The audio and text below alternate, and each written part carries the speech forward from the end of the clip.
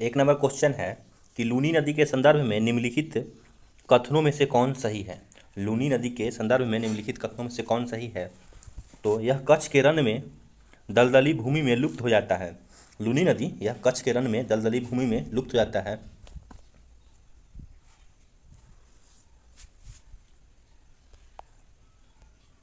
एक number question है कि लूनी नदी के संदर्भ में निम्नलिखित कथनों में से कौन सही है। लूनी नदी के संदर्भ में निम्नलिखित कथनों में से कौन सही है। तो यह कच्छ के रण में दलदली भूमि में लुप्त हो जाती है। यह कच्छ के रण के दलदली भूमि में लुप्त हो जाती है। लूनी नदी कहाँ से निकलती है। तो राजस्थान के अरावली श्रेणी के अजमेर के पास से निकलती है और इसकी जो कुल लंबाई है वह 450 किलोमीटर है। यह नदी कच्छ के रण की दलदली भूमि में क्या होती है, तो लुप्त हो जाती है। बलटोरा के नीचे इसका जल खारा है। बलटोरा जो जगह है उसके नीचे इसका जल जो है वह खारा है। कंडी, सकरी, जवाई इस नदी की सहायक नदियां हैं। लूनी नदी की सहायक नदियां पूछा जाएगा तो हो जाएगा कंडी, सकरी और जवाई इसकी सहायक नदियां हैं। चलिए नेक्स्ट क्वेश्चन देखते हैं कि पृथ्वी का निकटतम ग्रह है। पृथ्वी का जो निकटतम ग्रह है वह शुक्र है। पृथ्वी का निकटतम ग्रह शुक्र है। यह ग्रह सबसे चमकीला भी है, सबसे गर्म भी है। इसे सांझ का तारा भी कहते हैं, इसे भोर का तारा भी कहते हैं, क्योंकि यह शाम में पश्चिम में तथा सुबह में क्या होता है, पूरब में दिखाई देता है आकाश में। शुक्र ग्रह के पास कोई उपग्रह नहीं है, इसके पास कोई उपग्रह नहीं है और शुक्र को पृथ्वी की बहन या इसे भगनी भी कहा जाता है। चलिए 3 नंबर क्वेश्चन है कि विषुवत रेखा निम्न में से किस देश से होकर नहीं गुजरती। दिया हुआ जो 4 गो ऑप्शन है इसमें से पूछ रहा है कि निम्न में से किस देश से होकर नहीं गुजरती। तो बोत्सवाना से होकर नहीं गुजरती, सोमालिया, मालदीव और केन्या से गुजरती है। अब विषुवत रेखा क्या है। तो विषुवत रेखा 0 डिग्री अक्षांश के अक्षांश को प्रदर्शित करता है, मतलब यह 0 डिग्री अक्षांश को कहते हैं। विषुवत रेखा बोत्सवाना देश से नहीं गुजरती। विषुवत रेखा कौन कौन देश से गुजरती है उसके बारे में हम लोग देखते हैं। तो यह Ecuador, Colombia, Brazil, Gabon, Congo गणराज्य, लोकतांत्रिक कांगो गणराज्य, Uganda, Kenya, Somalia, Maldives, Indonesia तथा किरिबाती से गुजरती है। चलिए नेक्स्ट क्वेश्चन देखते हैं कि निम्न में से कौन अवसादी चट्टान नहीं है। निम्नलिखित में से कौन अवसादी चट्टान नहीं है। तो डायरोराइट जो है वो अवसादी चट्टान नहीं है। बलुआ पत्थर, नमक की चट्टान और कांग्लोमरेट यह सब क्या है, तो अवसादी चट्टान है। अब अवसादी चट्टान क्या होता है उसके बारे में जानते हैं। प्राकृतिक के कारकों द्वारा निर्मित छोटी छोटी चट्टानें किसी स्थान पर जमा हो जाती हैं और बाद के काल में दबाव या रासायनिक प्रतिक्रिया या अन्य कारणों के द्वारा परत जैसे ठोस रूप में निर्मित हो जाती है। इन्हें ही अवसादी चट्टान कहते हैं। अब इसका उदाहरण क्या क्या होगा। तो इसका जो उदाहरण हो जाएगा वो बलुआ पत्थर होगा, चूना पत्थर होगा, कांग्लोमेरेट होगा, नमक की चट्टान होगा, इस सेल खड़ी भी हो सकता है, आदि अवसादी चट्टान का उदाहरण होगा। चलिए आगे का क्वेश्चन देखते हैं। 5 नंबर है कि भारत की समुद्री सीमा से संबद्ध देश कितने हैं। भारत की समुद्री सीमा से संबद्ध देश कितने हैं। तो समुद्री सीमा से जो लगे देश है वह हो जाएंगे 7। भारत की जो जलीय सीमा है अथवा समुद्री सीमा है यह कितना देश से है, तो 7 देश से है। भारत की जल सीमा की पूछा जाएगा कि लंबाई कितनी है। तो 7516.6 किलोमीटर है। अब पूछा जाएगा कि जल सीमा से लगे राज्य कौन कौन से हैं। तो पाकिस्तान, मालदीव, श्रीलंका, बांग्लादेश, म्यांमार, थाईलैंड एवं इंडोनेशिया हो जाएगा। अब भारत के पड़ोसी देश में से 3 ऐसे देश हैं जो स्थल और समुद्र दोनों से लगे हुए हैं। तो पूछा जाएगा कि ये कौन कौन सा देश हैं। तो पाकिस्तान, बांग्लादेश और म्यांमार। पाकिस्तान, बांग्लादेश, म्यांमार यह 3 गो जो देश है वह स्थल और जल दोनों से लगा हुआ है और सिर्फ जलीय सीमा मतलब समुद्री सीमा से कितना पूछा जाएगा, तो 7 और दोनों से पूछा जाएगा तो 3। चलिए नेक्स्ट क्वेश्चन देखते हैं। दक्षिणी गोलार्ध में पवन के बाईं ओर विचलन का क्या कारण है। दक्षिणी गोलार्ध में पवन के बाईं ओर विचलन का कारण है पृथ्वी का घूर्णन। दक्षिणी गोलार्ध में पवन के बाईं ओर चलने का कारण है पृथ्वी का क्या, घूर्णन। पृथ्वी के धरातल पर वायु दाब की विषमताओं के कारण हवा उच्च दाब से निम्न दाब की ओर क्या होता है, प्रवाहित होता है। क्षैतिज रूप से गतिशील इस हवा को ही क्या कहते हैं, तो पवन कहते हैं। पृथ्वी के घूर्णन के कारण ही अपकेंद्री बल की उत्पत्ति होती है। पृथ्वी जो घूमता है उसी के कारण क्या होता है, तो अपकेंद्री बल की उत्पत्ति होती है। अब फेरल जो वैज्ञानिक है उनके नियम क्या कहता है। तो फेरल के नियम के अनुसार उत्तरी गोलार्ध में जो पवन है वह दाहिनी ओर एवं दक्षिणी गोलार्ध में जो है पवन वह बाईं ओर मुड़ जाती है। ऐसा विषुवत रेखा पर घूर्णन की गति तेज एवं ध्रुवों पर धीमे होने के कारण होती है। विषुवत रेखा पर जो पवन की गति है, घूर्णन की गति है, विषुवत रेखा पर जो घूर्णन की गति है वह क्या है, तेज है, और ध्रुवों पर जो घूर्णन की गति है वह क्या है, तो धीमे है। इसी के कारण अपकेंद्री बल की उत्पत्ति होती है। चलिए नेक्स्ट देखते हैं 7 नंबर क्वेश्चन कि भारत में सबसे बड़े मीठे पानी की झील कौन है। तो सबसे बड़ी मीठे पानी की जो झील है वो तो बुलर झील है। जो जम्मू कश्मीर में है। कहाँ है? तो ये जम्मू कश्मीर में है। और पूछा जाता है कि यह तुलबुल परियोजना कहाँ है? तो इसी पर स्थित है। तुलबुल परियोजना इसी पर स्थित है। जबकि सांभर झील कहाँ पर है? तो सांभर झील जो इसमें दिया हुआ है यह है राजस्थान में। सांभर झील राजस्थान में है और यह खारे पानी की झील है जो सांभर झील है। और डल झील जो दिया हुआ है तो ये डल झील और बुलर झील ये सब है, बेरीनाग झील सब जम्मू कश्मीर में है। डल झील, बुलर झील और बेरीनाग झील ये सब कहाँ है? तो जम्मू कश्मीर में है। चलिए नेक्स्ट क्वेश्चन देखते हैं 8 नंबर। आचार्य विनोबा भावे के भूदान आंदोलन के प्रारंभ निम्नलिखित स्थानों में से कौन सा एक उससे संबद्ध था? आचार्य विनोबा भावे के जो भूदान आंदोलन के प्रारंभ में निम्नलिखित स्थानों में से कौन सा एक उससे संबद्ध था? ऑप्शन दिया हुआ है तो इसमें जो पोंचमपल्ली है यह इससे संबंधित था। अब आचार्य विनोबा भावे द्वारा कहाँ पे हुआ था? तो पोंचमपल्ली में हुआ था। पोंचमपल्ली पूछा जाएगा कि कहाँ है? तो तेलंगाना में। और कितने ईस्वी में हुआ था? तो 1951 ईस्वी में हुआ था। भूदान आंदोलन की शुरुआत हुआ था। आचार्य विनोबा भावे 18 अप्रैल 1951 को आंध्र प्रदेश के नलगोंडा जिले में सर्वोदय सम्मेलन के सिलसिले से गए हुए थे, जहां जिला उस समय साम्यवादी गतिविधियों का प्रमुख केंद्र था। इसी जिले के पोंचमपल्ली नामक गांव में विनोबा भावे ठहरे हुए थे, मतलब वहां रुके हुए थे। इसी प्रभाव के दौरान इस गांव के जमींदार रामचंद्र रेड्डी ने 100 एकड़ जमीन गांव के 40 हरिजन परिवारों की देने का प्रस्ताव किया, मतलब उसको दान दिया। यह स्वतः स्फूर्त प्रस्ताव ही भूदान आंदोलन की उत्पत्ति का कारण बन गया। और विनोबा भावे अक्टूबर 1951 ईस्वी से 57 ईस्वी तक पूरे भारतवर्ष में 50 मिलियन एकड़ भूमि भूमिहीनों के लिए प्राप्त करने के उद्देश्य से भूदान आंदोलन का नेतृत्व पूरे भारतवर्ष में किए। तो पूरा 50 मिलियन एकड़ जो भूमि था वह भूमिहीन, मतलब जिसके पास भूमि नहीं था, उसी को दान में दिया गया। चलिए नेक्स्ट क्वेश्चन देखते हैं कि वर्ष 2023 में 15वां पुरुष हॉकी विश्व कप का आयोजन कहाँ किया जाएगा? तो ये जो 15वां पुरुष हॉकी विश्व कप है इसका आयोजन कहाँ होगा? तो ये अपना भारत में ही होगा। अब देखते हैं अंतर्राष्ट्रीय हॉकी महासंघ जो ये हॉकी का जो आयोजन है वो कराती है, भारत को 2023 में पुरुष हॉकी विश्व कप की मेजबानी के लिए चुना है। ठीक है, जिससे भारत लगातार दूसरी बार इस प्रतियोगिता का आयोजन करेगा। इससे पहले भारत कब किया था? तो पुरुष हॉकी विश्व कप भारत में 13 से 29 जनवरी तक खेला जाएगा। और 2022 में 15वें महिला हॉकी विश्व कप की मेजबानी स्पेन और नीदरलैंड संयुक्त रूप से कर रहे हैं। अब 2022 में जो हुआ था वह 15वां महिला जो हुआ था उस कौन कौन किया था? तो मेजबानी स्पेन और नीदरलैंड किया था महिला वाला, और जो पुरुष वाला है वह भारत में होगा। चलिए नेक्स्ट देखते हैं, निम्नलिखित में से कौन सा कारण या उपाय मृदा सुधार के लिए उपयुक्त नहीं है? मृदा का जो सुधार है उसके लिए उपयुक्त नहीं है। तो झूम कृषि जो लिखा हुआ है ये नहीं है, मिश्रित कृषि है, फसल चक्र है, बहुफसली कृषि है। मृदा की गुणवत्ता में सुधार, मतलब उसका जो गुणवत्ता है उसमें सुधार फसल चक्र के द्वारा हो सकता है, मिश्रित कृषि के द्वारा हो सकता है, बहुफसली कृषि जैसे उपाय किए जा सकते हैं। जबकि निवर्णीकरण, अत्यधिक पशुचारक, झूम जो कृषि है वो अवैज्ञानिक कृषि पद्धति है, मतलब वैज्ञानिक ढंग से नहीं है।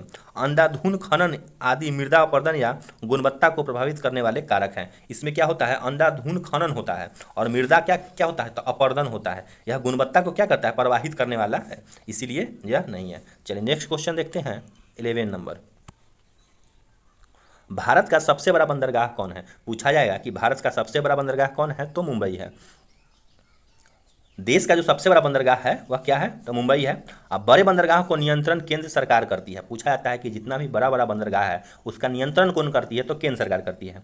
भारत में लगभग 7517 किलोमीटर लंबे तट पर 13 मुख्य बंदरगाह हैं। मतलब मुख्यतः भारत में पूछा जाएगा कि कितना बंदरगाह है? तो 13 मुख्य बंदरगाह है तथा 200 छोटे छोटे बंदरगाह हैं। बड़े बंदरगाह का नियंत्रण कौन करेगा? तो केंद्र सरकार द्वारा किया जाता है। जबकि छोटे या मझले बंदरगाह, मतलब उससे जो थोड़ा बड़ा होगा, का नियंत्रण संविधान की समवर्ती सूची में शामिल है। इसको कहाँ रखा गया है? तो समवर्ती सूची में, जिसका प्रबंध एवं प्रशासन संबंधित राज्य सरकार द्वारा किया जाएगा। जो 200 छोटे छोटे बंदरगाह है इसका जो संवर्धन होगा, प्रशासन होगा, वह कौन करेगा? तो राज्य सरकार द्वारा करा जाएगा। चलिए 12 नंबर क्वेश्चन है कि विक्टोरिया झील निम्नलिखित में से किस अफ्रीकी देश से अपनी सीमा साझा नहीं करती है? दिया हुआ जो 4 ऑप्शन है इसमें से विक्टोरिया झील किस अफ्रीकी देश से अपनी सीमा साझा नहीं करती है? तो रवांडा में नहीं है विक्टोरिया झील, युगांडा में है, तंजानिया में है और केन्या में है। अब देखते हैं इसका डिस्क्रिप्शन कि अफ्रीका महादेश की सबसे बड़ी झील है विक्टोरिया झील, ठीक है, तथा यह विश्व की दूसरी सबसे मीठे पानी की झील है। पूछा जाता है कि विश्व की दूसरी सबसे बड़ी मीठे पानी की झील कौन है, तो विक्टोरिया झील। इससे होकर क्या होता है, तो विषुवत रेखा गुजरती है, 0 डिग्री इसी से होकर गुजरती है, इसीलिए यह विश्व की सबसे बड़ी उष्णकटिबंधीय झील है। उष्णकटिबंधीय मतलब क्या, 0 डिग्री पर उष्णकटिबंध आता है, तो सबसे बड़ी उष्णकटिबंधीय झील भी यही है, क्योंकि इससे क्या होता है, तो 0 डिग्री गुजरती है। नील नदी का उद्गम भी इसी झील से है। पूछा जाता है कि नील नदी का उद्गम कहाँ है, तो ग्रेट विक्टोरिया झील, तो विक्टोरिया झील से ही है। यह झील कहाँ कहाँ से गुजरती है, तो देखते हैं कि यह झील युगांडा, तंजानिया व केन्या देश में स्थित है। इसे डार्विन के डीम प्रोड के नाम से भी जाना जाता है। इसे डार्विन जो था वह डीम प्रोड के नाम से इसे जाना जाता है। इसके साथ ही यह क्षेत्रफल की दृष्टि से विश्व की तीसरी सबसे बड़ी झील है। अगर ओवरऑल क्षेत्रफल में अगर हम इसको देखेंगे तो यह विश्व में, वर्ल्ड में तीसरा नंबर पर आएगा। प्रथम और द्वितीय स्थान पे कौन आएगा, तो जानिए कि प्रथम स्थान पर कैस्पियन सागर आएगा और दूसरा स्थान पर जो है वह सुपीरियर झील है। तो प्रथम पर कैस्पियन सागर, दूसरा पर हो जाएगा सुपीरियर और तीसरा स्थान पर विक्टोरिया झील। चलिए नेक्स्ट क्वेश्चन देखते हैं 13 नंबर। बिहार के किस जिला को वर्मी कंपोस्ट का जनक माना जाता है, बिहार के किस जिला को वर्मी कंपोस्ट का जनक माना जाता है, तो वह जिला बिहार से रिलेटेड क्वेश्चन है और बिहार पुलिस में तो आना एकदम तय रहता है। तो यह हो जाएगा बेगूसराय, बेगूसराय में वर्मी कंपोस्ट का जनक माना जाता है। 14 नंबर क्वेश्चन है कि निम्न में से कौन सा बाघ अभ्यारण्य अरुणाचल प्रदेश में स्थित है। दिया हुआ है इसमें से कौन सा बाघ अभ्यारण्य अरुणाचल प्रदेश में स्थित है, तो अरुणाचल प्रदेश में पखुई वन जीव अभ्यारण्य है, बाघ अभ्यारण्य है पखुई। तो पखुई क्या है, कहाँ है, अरुणाचल प्रदेश में। अब पखुई अभ्यारण्य अरुणाचल प्रदेश में स्थित है और यह पूछा जाता है कि इसे बाघ रिजर्व कब घोषित किया गया। बाघ रिजर्व जो क्षेत्र है इसे कब घोषित किया गया, तो 1999 या 2000 ईस्वी में, उसी समय घोषित किया गया। अब इसमें दिया हुआ है ओरंग, तो ओरंग बाघ अभ्यारण्य कहाँ है पूछा जाएगा, तो ये असम में है। उसके बाद दिया हुआ है डम्फा, डम्फा बाघ अभ्यारण्य कहाँ है, तो ये मिजोरम में है। उसके बाद दिया हुआ है इंद्रावती, तो इंद्रावती बाघ अभ्यारण्य कहाँ है, तो ये छत्तीसगढ़ राज्य में है। इंद्रावती छत्तीसगढ़ राज्य में दिया हुआ है। मिजोरम, इंद्रावती बाघ अभ्यारण्य छत्तीसगढ़ में और डम्फा मिजोरम में, डम्फा हो जाएगा मिजोरम में। चलिए देखते हैं नेक्स्ट क्वेश्चन। जैन धर्म के बारे में असत्य कथन क्या है। दिया हुआ 4 गो ऑप्शन है, इसमें से पूछा जा रहा है कि जैन धर्म के बारे में असत्य कथन क्या है। तो जैन धर्म में आत्मा की मान्यता नहीं थी, ये असत्य हो जाएगा, क्योंकि जैन धर्म में आत्मा की मान्यता थी। जैन धर्म में आत्मा की मान्यता है, लेकिन क्या था, तो उसमें ईश्वर की मान्यता नहीं थी। जैन धर्म में आत्मा की मान्यता तो थी लेकिन ईश्वर की मान्यता नहीं थी। महावीर स्वामी पुनर्जन्म एवं कर्मवाद में क्या करते थे, तो विश्वास करते थे। जैन धर्म अपने आध्यात्मिक विचारों को कहाँ से ग्रहण करता था, तो वह सांख्य दर्शन से ग्रहण करता था। कहाँ से करता था, सांख्य दर्शन से। जैन धर्म मानने वाले अब राजा कौन कौन थे उसके बारे में जान लेते हैं। तो उदयन थे, वदराज थे, चंद्रगुप्त मौर्य थे, कलिंग नरेश खारवेल थे, राजा अमोघ वर्ष थे और चंदेल शासक थे। फिर से देख लीजिए कि जैन धर्म कौन कौन राजा अपनाए, बहुत ही बार पूछा जाता है। तो उदयन, बदराज, चंद्रगुप्त मौर्य, कलिंग, नरेश खारवेल, राजा अमोघ वर्ष और चंदेल शासक। चलिए नेक्स्ट क्वेश्चन 16 नंबर की ओर चलते हैं। निम्नलिखित में से कौन सी सभ्यता अपने नगर नियोजन के लिए प्रसिद्ध थी। निम्नलिखित में से कौन सी सभ्यता अपने नगर नियोजन के लिए प्रसिद्ध थी, तो हमारा जो ये सभ्यता हो जाएगा वह नगर नियोजन सिंधु सभ्यता में था। कहाँ था, सिंधु सभ्यता में। यह नगर और कस्बे एक निश्चित योजना के अनुसार बनाए गए थे। यहाँ पे जो नगर था और कस्बा था वो निश्चित योजना के अनुसार बनाया गया था। हड़प्पा और जो मोहनजोदड़ो सिंधु घाटी सभ्यता के 2 प्रमुख नगर थे। सिंधु घाटी सभ्यता के 2 प्रमुख नगर हड़प्पा और मोहनजोदड़ो था। हड़प्पा नामक पुरास्थल सर्वप्रथम ज्ञात होने के कारण इसको हड़प्पा सभ्यता के नाम से भी जाना जाता है। चलिए हड़प्पा सभ्यता भी इसको हम कहते हैं, सिंधु घाटी सभ्यता को। नेक्स्ट क्वेश्चन है, 2 नंबर क्वेश्चन है कि निम्नलिखित में से कौन क्रिप्स मिशन के साथ कांग्रेस के आधिकारिक वार्ताकार थे। आधिकारिक वार्ताकार थे, तो वह हो जाएगा कि पंडित जवाहरलाल नेहरू एवं मौलाना अबुल कलाम आज़ाद। पंडित जवाहरलाल नेहरू एवं मौलाना अबुल कलाम आज़ाद। भारत का जो तत्काल द्वितीय विश्व युद्ध में शामिल करने के लिए ब्रिटिश प्रधानमंत्री कौन, तो चर्चिल। कैबिनेट मंत्री स्टेफोर्ड क्रिप्स के नेतृत्व में एक सद्भावना मिशन 1942 ईस्वी में किसको किया, तो भारत को भेजा, भारत भेजा। पंडित जवाहरलाल नेहरू एवं मौलाना अबुल कलाम आज़ाद क्रिप्स मिशन के साथ कांग्रेस के आधिकारिक वार्ताकार थे। मतलब ये जो दोनों थे वह कांग्रेस से क्या कर रहे थे, तो बात करने के लिए इनको बनाया गया था। क्रिप्स ने यह प्रस्ताव प्रस्तुत किया जिसके अनुसार निम्नलिखित प्रावधान थे। अब ये जो क्रिप्स मिशन था इसमें क्या क्या प्रावधान थे, तो युद्ध समाप्ति के बाद भारत को डोमिनियन स्टेट का दर्जा दिया जाएगा, मतलब भारत को आज़ाद कर दिया जाएगा। एक संविधान निर्मात्री परिषद बनाने का वादा किया, संविधान निर्मात्री परिषद बनाने का क्या किया, वादा किया, जिससे कुछ सदस्य प्रांतीय विधायकों द्वारा नामांकित तथा कुछ शासकों द्वारा नामांकित करने का प्रावधान था।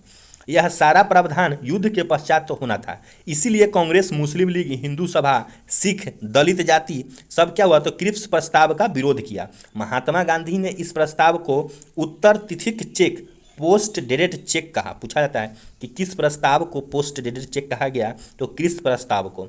और किसने कहे, तो महात्मा गांधी ने। इंग्लिश में पोस्ट डेटेड चेक और हिंदी में उत्तर तिथीय चेक कहा गया।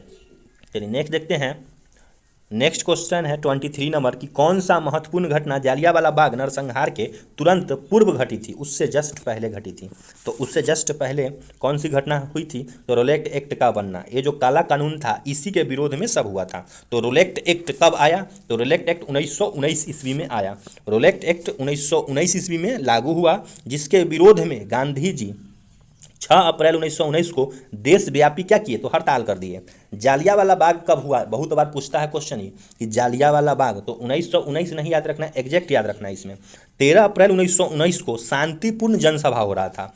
जनरल डायर ने क्या किया, तो नरसंहार करा दिया। जबकि असहयोग आंदोलन वर्ष 1920 में एवं सांप्रदायिक अवार्ड वर्ष 1932 में की घटना है। असहयोग आंदोलन जो इसमें ऑप्शन ए में दिया हुआ है, ये कब की घटना है, 1920 में।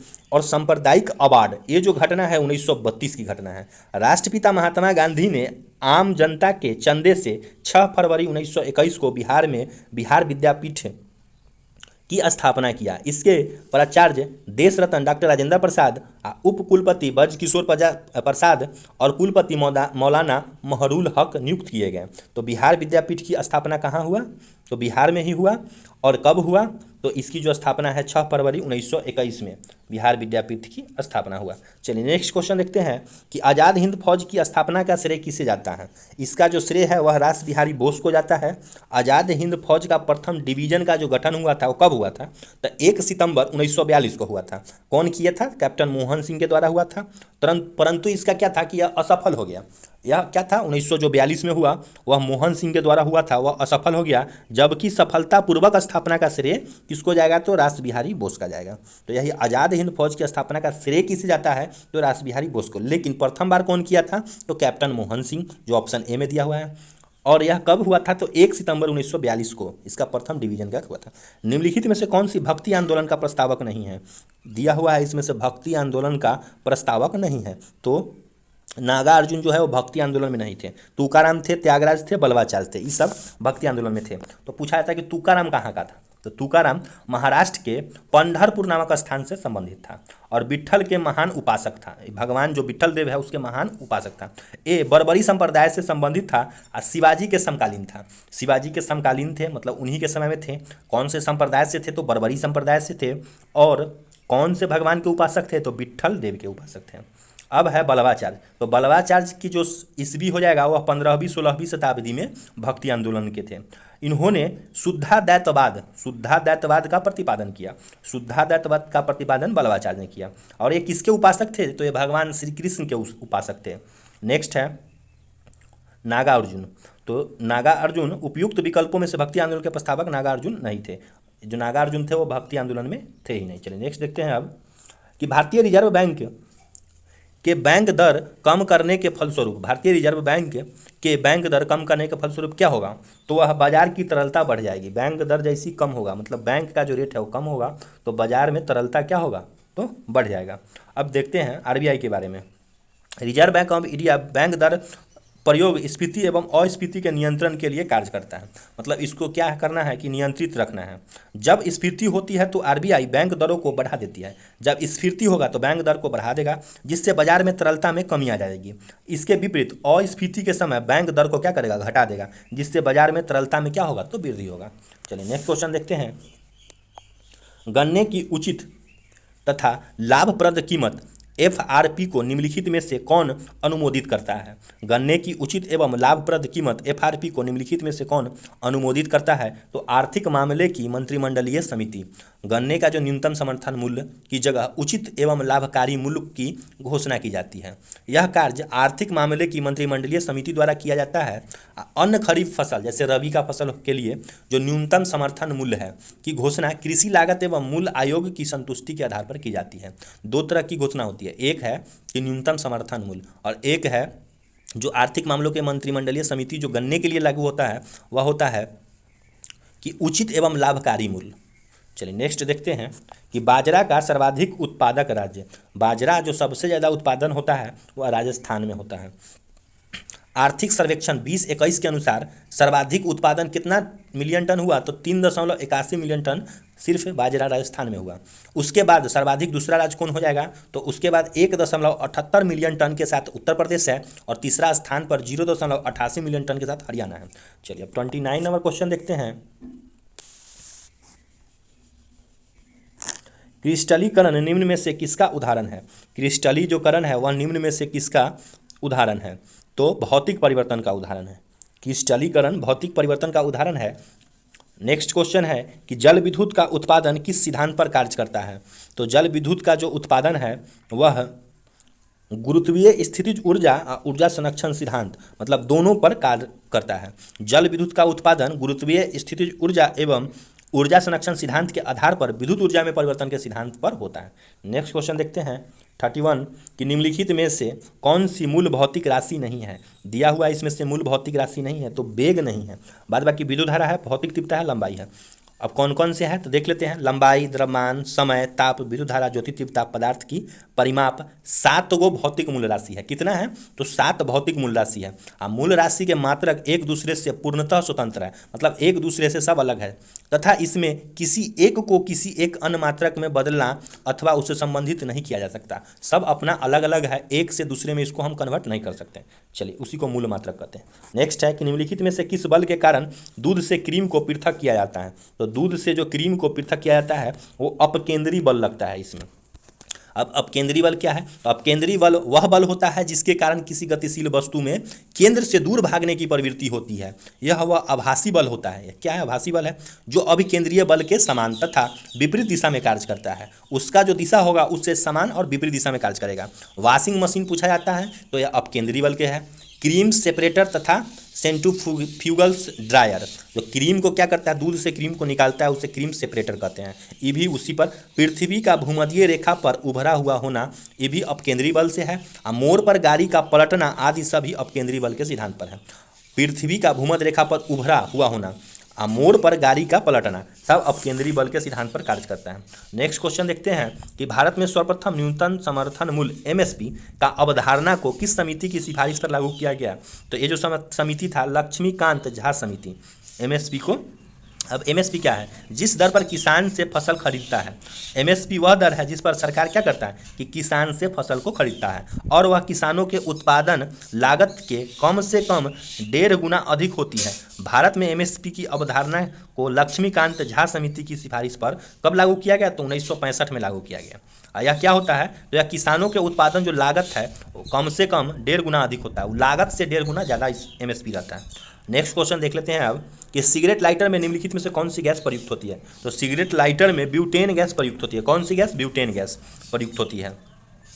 अब है कि सबसे अधिक क्रियाशील धातु कौन है? तो सबसे अधिक जो क्रियाशील धातु है वह है पोटेशियम। सबसे अधिक क्रियाशील धातु कौन है? तो सबसे अधिक क्रियाशील धातु पोटेशियम। अब क्रियाशीलता श्रेणी क्या होता है? तो सर्वाधिक धातु तो ये हो गया पोटेशियम। अब पोटेशियम के बाद कौन होगा? तो सोडियम। सोडियम के बाद कैल्शियम। कैल्शियम के बाद मैग्नीशियम। लाइन से इसी तरह बढ़ते रहेगा। तो चलिए यहाँ पे हम आज 35 क्वेश्चन ही रखते हैं। इससे आगे का जो 35 क्वेश्चन होगा 35 क्वेश्चन करके आएगा तो नेक्स्ट सीरीज में आप लोग पढ़िएगा। वीडियो कैसा लगा कमेंट में अवश्य बताइएगा। अच्छा लगा होगा तो वीडियो को लाइक कर दीजिएगा। कम से कम एक ग्रुप में अवश्य शेयर कीजिएगा जिससे हमारा भी मोटिवेशन बना रहेगा। और चैनल को अभी तक सब्सक्राइब नहीं किए हैं तो चैनल को सब्सक्राइब कर लीजिएगा। वीडियो देखने के लिए बहुत बहुत धन्यवाद।